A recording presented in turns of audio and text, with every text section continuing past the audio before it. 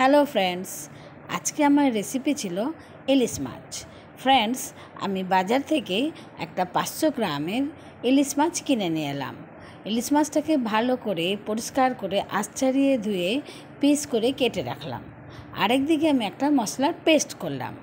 সর্ষে, tomato, garlic, green chilli সব paste করে রেখে দিলাম। এবার আমি গ্যাসের ওপরে কড়াই বসিয়ে কড়াইয়ে সর্ষের তেল দিয়ে আমি ইলিশ মাছগুলো এক এক করে সব ভেজে নেব। বন্ধুরা, ইলিশ মাছ কাঁচাও যেমন খেতে সুন্দর লাগে, সেরকম ভেজে রাখলেও ভালো করে কড়া করে ভেজেও ইলিশ মাছ খেতে টেস্ট লাগে। ইলিশ মাছকে আপনারা যেমনভাবে রান্না করবেন সেই রকম টেস্টও ভালো হবে। এই জন্য আমি ইলিশ মাছটাকে হালকা করে ভাজলাম। হালকা করে ভেজে ইলিশ সর্ষে করেছিলাম বা সর্ষে বাটা দিয়ে ইলিশ করেছিলাম। এবার আমি এক এক করে সব ইলিশ মাছগুলো ভেজে নেব। বন্ধুরা, আমি ইলিশ মাছকে আমি ভালো করে ভাজিনি, হালকা করে ভেজেছিলাম। হালকা করে ভেজেছিলাম, ভেজে সর্ষে ইলিশ করেছিলাম। বন্ধুরা, ইলিশ মাছ সব রকমভাবেই সুন্দর লাগবে খেতে। কাঁচাও করলে সুন্দর লাগবে, ভেজে করলেও সুন্দর লাগবে। ইলিশ মাছের একটা টেস্টই আলাদা। বন্ধুরা, ইলিশ মাছ খেতে তো আমার বন্ধুরা খুবই ভালো লাগে।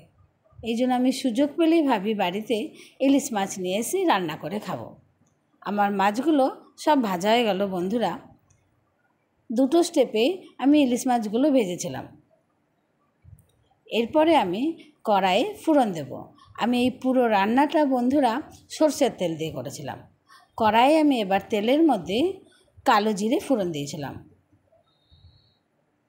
তারপরে বেটে রাখা বা পেস্ট করে রাখা মশলাটা আমি তেলের মধ্যে ছেড়ে দিয়ে কষবো ভালো করে।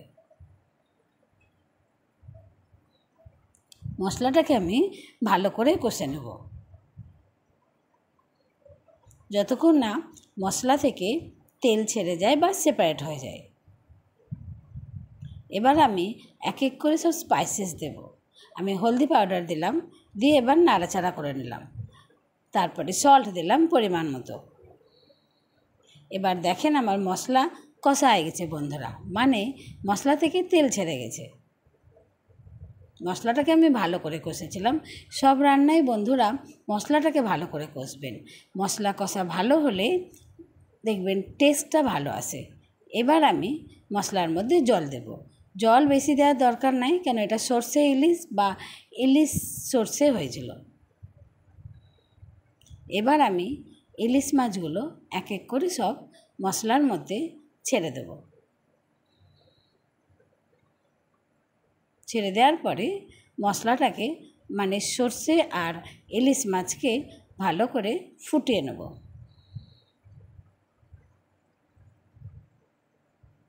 আর কিছু কাজ নেই বন্ধুরা, এই কাজটাই লাস্ট। মশলা আর ইলিশ মাছ ভালো করে ফুটে গেলে এবার আমি নামানোর আগে 1 চামচ সর্ষের তেল দিয়ে নামাবো, কেন এটা সর্ষে বাটা হয়েছিল। সর্ষে বাটার মধ্যে সর্ষের তেল দিলে আরও টেস্টটা সুন্দর আসে। আমি 2টো লঙ্কাকে চিড়ে দিয়ে দিয়েছিলাম মাছের মধ্যে। আপনারা চাইলে দিতে পারেন, না চাইলেও দিতে পারেন। Thank you.